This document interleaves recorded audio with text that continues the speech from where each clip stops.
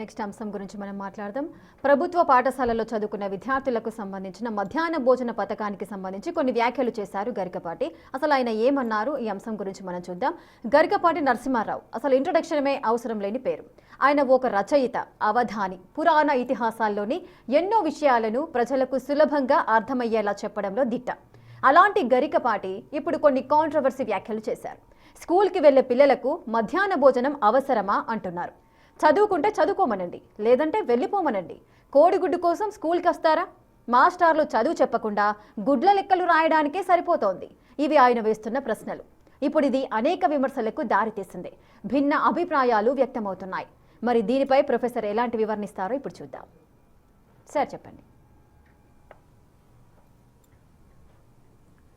అంటే నేను కూడా చూశాను, ఆ వ్యాఖ్య చాలా అభ్యంతరకరమైనటువంటి వ్యాఖ్య, అనుమానమే లేదు. ఎందుకంటే గరికపాటి గారు గొప్ప పండితుడు, సాహితీవేత్త. ఆయన పద్యాలు, తెలుగు భాష, అనర్గళ వగ్ధాటి, సహస్రావధానం ఇవన్నీ కూడా ఒక అద్భుత ప్రక్రియ. దానికి ఎవరికి భిన్నాభిప్రాయం ఉండాల్సిన అవసరం లేదు. గరికపాటికి కాంట్రవర్సీస్ కూడా కొత్త మీకు కాదు. చిరంజీవితో జరిగిన వివాదం కూడా చూశాం. ఈ కాంట్రవర్సీస్ ఎన్నున్నా ఆయన సాహితీ సంపదను, ఆయన విద్వత్తును మనం ఎవరము ప్రశ్నించలేం. ఆయనకున్న భాషా పాండిత్యం కానీ వాటిని గౌరవిస్తూనే ఈ రకమైన వ్యాఖ్యలు చేయడాన్ని అంగీకరించలేం, ఎట్టి పరిస్థితుల్లో అంగీకరించలేం. ఎందుకంటే దీంట్లో ఆ అవగాహన లేకపోవడమే ఒకటే అయితే ఎవరమైనా అర్థం చేసుకోవచ్చు. ఎందుకంటే ఆయన సామాజిక, రాజకీయ, ఆర్థిక నిపుణుడు కాదు. ఆయన ప్రవచనకర్త గనక ఈ అంశాలపైన అవగాహన తక్కువగా ఉండవచ్చు, పొరపాటున అర్థం చేసుకొని ఉండవచ్చు అని మనం అంగీకరించవచ్చు.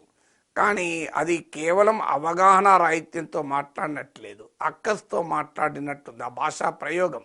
ఎందుకంటే చిన్న పిల్లలకు అన్నం పెట్టి, దుస్తులు ఇచ్చి, యూనిఫామ్ ఇచ్చి స్కూళ్ళకు పంపితే శోభనానికి వెళ్ళిన పెళ్లి కొడుకొని కంపేర్ చేశాడు. చిన్నపిల్లల్ని పాపం అన్నం పుణ్యం మెరుగని ఆ చిన్నారుల్ని ఈ రకమైన కంపారిజన్ అనేది హైలీ అబ్జెక్షనబుల్, ఎట్టి పరిస్థితుల్లో అంగీకారం కాదు కదా.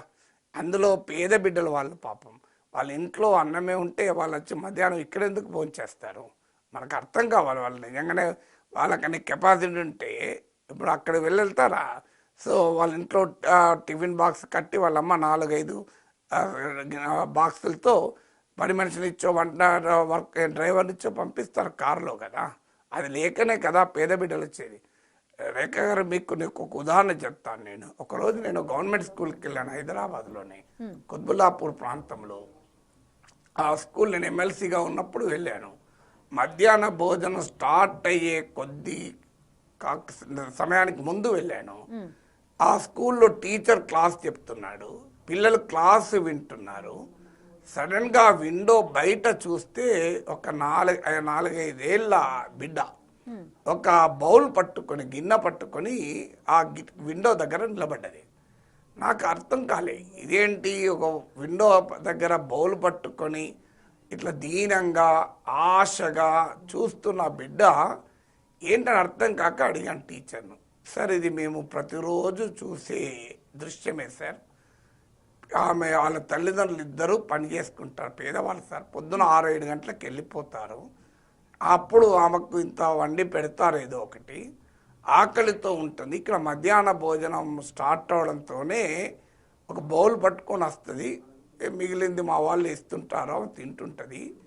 అందువల్ల ఈసారి ఎప్పుడు క్లాస్ అయిపోతుంది, ఎప్పుడు వాళ్ళు భోజనానికి వెళ్తారు అని చూస్తూ ఆ బిడ్డ బౌల్ పట్టుకున్నది. కళ్ళకు నీళ్ళు వచ్చాయి. గరికపాటి గారికి రిక్వెస్ట్ ఏంటంటే, ఒకసారి వెళ్ళండి మీరు ఆ స్కూళ్ళకు, ఆ పేద బిడ్డల పరిస్థితి ఏంటో అర్థమవుతుంది.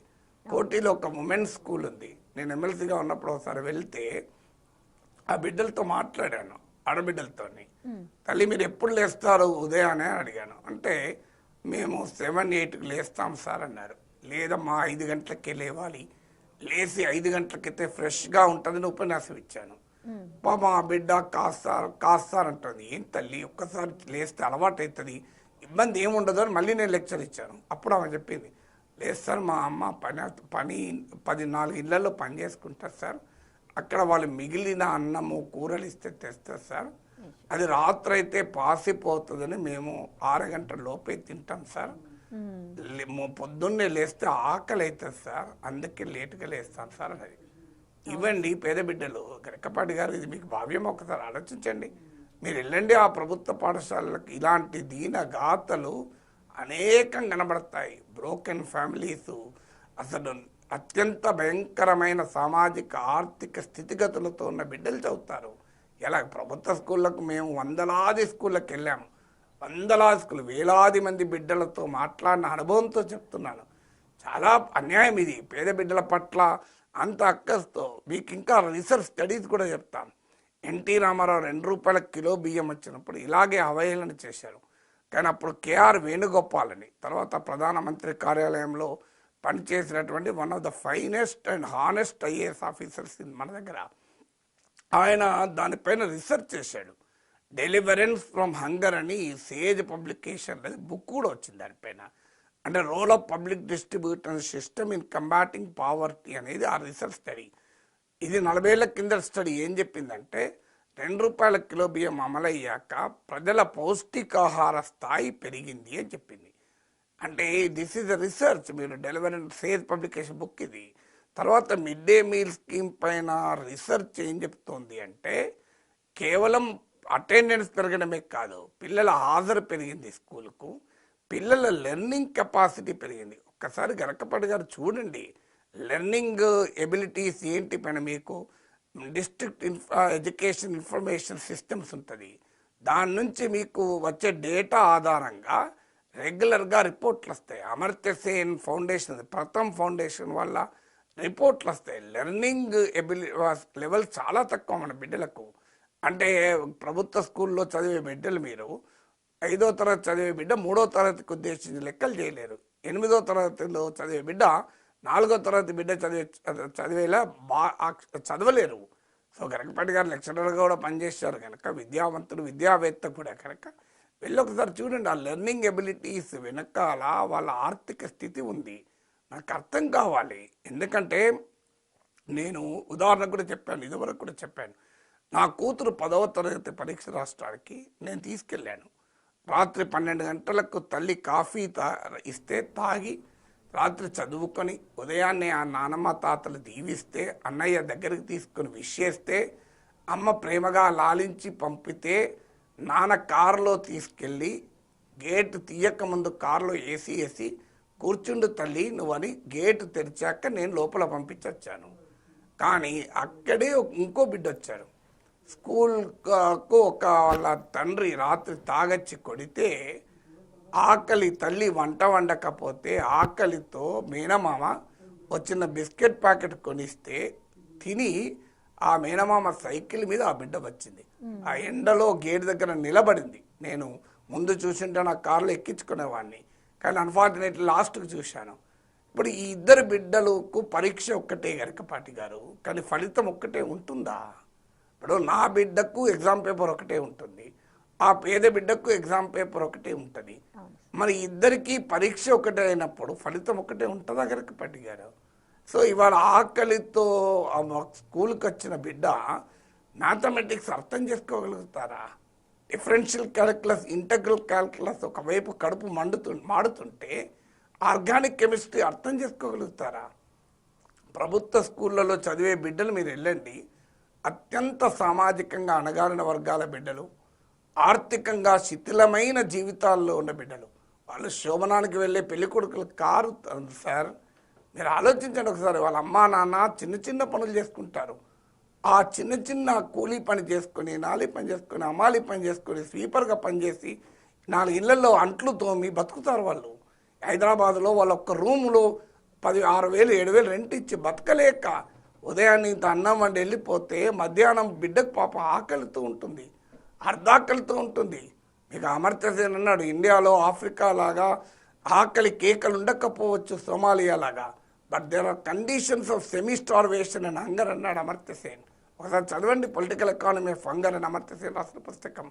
సో అందువల్ల దయచేసి మీ ప్రవచనాల పట్ల నాకు గౌరవం ఉంది, మీ సాహితీ సంపద పట్ల, మీ విద్వత్తు పట్ల, మీ భాషా సంపద పట్ల, మీ పద్య సంపద పట్ల సంపూర్ణమైన గౌరవం ఉంది. ఇప్పటికీ గౌరవం ఉంది. ఈ వ్యాఖ్యల తర్వాత కూడా గౌరవం ఉంది. నేను వాస్తవంగా ఇది వారం రోజులుగా చర్చలోకి వచ్చినా నేను కామెంట్ చేయలే. ఎందుకు చేయలేదంటే గరికపాటి వారి పట్ల గౌరవం వల్ల బహుశా ఆయనే ఉపసంహరించుకుంటాడేమో. ఎందుకంటే కొన్నిసార్లు మనం అందరము మనుషులమే, తప్పుడు అవగాహనతోనో ఏదో తప్పుడు సమాచారంతో మాట్లాడచ్చు. దాని వెంటనే నేను పొరపాటు మాట్లాడాను అని పశ్చాత్తాపడచ్చు. పశ్చాత్తాపం మించింది లేదని మన ధర్మశాస్త్రాలే చెప్పాయి కదా. అయ్యా మీరే చెప్పిన శ్లోకం చెప్తాను నేను. మహాభారతంలో గరికపాటి గారు చెప్పిన శ్లోకం ఏమని చెప్పాడు గరికపాటి గారు?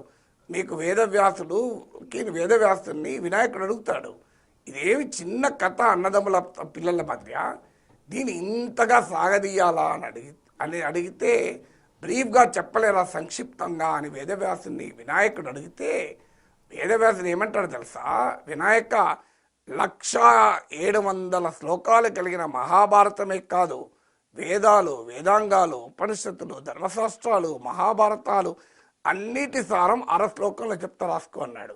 అని ఏమన్నాడు? పరోపకారాయ పుణ్యాయ పాపాయ పరపీడన అన్నాడు. అంటే పరోపకారాన్ని మించిన పుణ్యము లేదు అన్నాడు. నేను ఈ మధ్య వేటపాలెం అనే గ్రామానికి వెళ్ళాను. అక్కడ ఒక కుటుంబం ఉంది, 100 ఏళ్ళుగా మధ్యాహ్న భోజనం కాలేజీకు స్కూల్కి పోయే బిడ్డలకు వాళ్ళ సొంత ఖర్చులతో పెడుతుంటారు.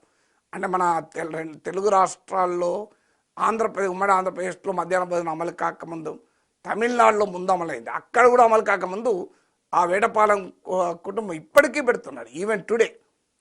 ఇది భారతీయ సంస్కృతి. అన్నదానాన్ని మించినటువంటి దానం లేదని మీరే అనేకసార్లు చెప్పారు. అన్నదానాన్ని మించిన దానం లేదని ధర్మశాస్త్రాలు ఘోషిస్తుంటే ప్రభుత్వం అన్నం పెట్టడం తప్పని ఎలా అనగలరండి? అది కూడా పేద బిడ్డలకు. మీకు గరికపాటి గారు తెలియదు అనుకుంటాను. మేము గూగుల్ మీకు పెద్ద పెద్ద బిగ్ టెక్ కంపెనీలో ఫ్రీ ఫుడ్ ఉంటుంది. బిగ్ టెక్ కంపెనీలు మీరు ఎన్ని టాప్ మల్టీనేషనల్ కంపెనీకి వెళ్ళండి, పంచభక్ష పరమాణాలు కూడా పెట్టే కంపెనీలు ఉన్నాయి. నేను గూగుల్కి వెళ్ళాను. మా సన్ వర్క్స్ ఇన్ గూగుల్. కాలిఫోర్నియాలో గూగుల్ ఆఫీస్కి వెళితే అక్కడ తిన్న భోజనం నేను ఎక్కడ తినలేదు. ఇండియన్ రెస్టారెంట్ ఉంది. మేము ఇండియన్ రెస్టారెంట్ ఉంది, ఇటాలియన్ రెస్టారెంట్ ఉంది, థాయ్ రెస్టారెంట్ ఉంది, అమెరికన్ రెస్టారెంట్ ఉంది, జపనీస్ రెస్టారెంట్ ఉంది గూగుల్ ఆఫీస్లో. సో ఇండియన్ రెస్టారెంట్లో భోంచేసి వచ్చాం మేము. సో ఇండియన్ రెస్టారెంట్ అది ఫ్రీగా, నథింగ్ టు పే. పోవడమే కాదు, తర్వాత బయటికి వస్తే టిఫిన్ బాక్సులు పెట్టున్నాయి. మేము నా అన్న అడిగింది, ఇదేంద్ర టిఫిన్ బాక్సులు అంటే, తిని పట్టుకెళ్ళొచ్చు నాన్న అన్నాడు. అంటే వాళ్ళు తిని ఎంప్లాయీస్ బాక్స్ కూడా పట్టుకొని పోవచ్చు. మరి వాళ్ళందరినీ కూడా శోభనాన్ని తయారు చేసి పంపిస్తున్నట్లా? అసలు నిజంగా చాలా కన్నీళ్లతో చెప్తున్నాను, ఆవేదనతో చెప్తున్నాను. ఎందుకంటే మన పాండిత్యము సమాజ స్పృహకు ఉపయోగపడాలి. మన తెలివితేటలు, మన విద్య సమాజ చైతన్యానికి ఉపయోగపడాలని కోరుకునేవాడిని. అందువల్ల సంపూర్ణమైన గౌరవంతో గరికపాటి వారి పట్ల పూర్తి గౌరవంతో నమస్కరించి చెప్పేది ఏంటంటే, ఇప్పటికైనా ఈ వివాదానికి ముగింపు పలకాలి అంటే ఈ సమాచార లోపంతోనో, పరిశోధనలు తెలియకనో, ప్రత్యక్ష అనుభవం లేకనో నేను మాట్లాడాను. ఈ వ్యాఖ్యను ఉపసంహరించుకుంటానంటే సరిపోతుంది. ఏముంది దాంట్లో? ఎవరైనా తప్పు చేయొచ్చు కదా. ఇప్పుడు నేనైనా అన్ని మాట్లాడిన ప్రతి మాట కరెక్ట్గా మాట్లాడాలని ఏమీ అనలేను. అయితే ఈ అవకాశాన్ని ఉపయోగించుకొని గరికపాటి పట్ల వ్యక్తిగతంగా అవమానకరంగా ఎవరు మాట్లాడడం కరెక్ట్ కాదు. సో ఆయన సాహితీ సంపద, ఆయన భాషా సంపద, అనర్గల వాగ్దాటి, ఆయన ఆశుగా చెప్పే కవిత్వము, తెలుగు భాష పట్ల ఆయనకున్న ప్రేమ, దాన్ని మనం గౌరవించాల్సిందే కదా. దేనికి అదే చూడాలి తప్ప రెండింటి మిక్స్ చేసి ఇక వ్యక్తిత్వ హననానికి మాత్రం పాల్పడకూడదు. తప్పు చేసిన వాళ్ళని తప్పనొచ్చు, వ్యక్తిని కాదు మనం ద్వేషించాల్సింది, ఆ వ్యక్తి చేసిన పొరపాటును ద్వేషించాలి.